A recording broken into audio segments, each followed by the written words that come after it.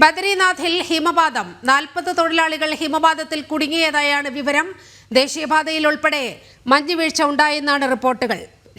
ചമോലി ഉൾപ്പെടെയുള്ള പ്രദേശങ്ങളിൽ മഞ്ഞുവീഴ്ച കണക്കിലെടുത്ത് ഓറഞ്ച് അലർട്ട് പ്രഖ്യാപിച്ചിട്ടുണ്ട്. വിവരങ്ങളുമായി ഗൗതം അനന്തനാരായണൻ ചേരുകയാണ്. ഗൗതം, വിവരങ്ങൾ. നീലിമ, ഉത്തരാഖണ്ഡിലെ ബദ്രിനാഥ് ധാം മേഖലയിലാണ് ഇപ്പോൾ ഈ കനത്ത മഞ്ഞുവീഴ്ചയും അതോടൊപ്പം തന്നെ മണ്ണിടിച്ചിലും രൂപപ്പെട്ടിരിക്കുന്നത്. ഹിമപാതത്തിൽ 40-ന് മുകളിൽ ആളുകളെ കാണാതായി എന്നാണ് നിലവിൽ ലഭ്യമാകുന്ന വിവരം.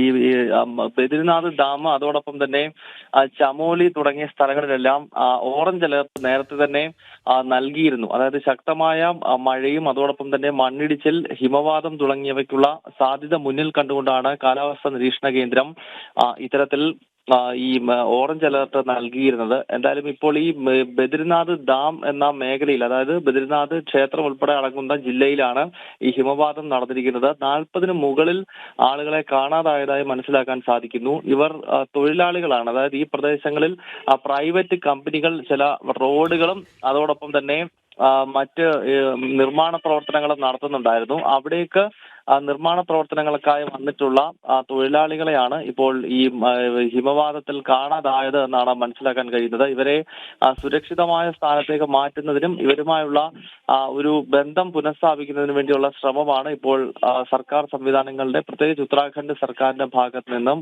ഉണ്ടായിരിക്കുന്നത്.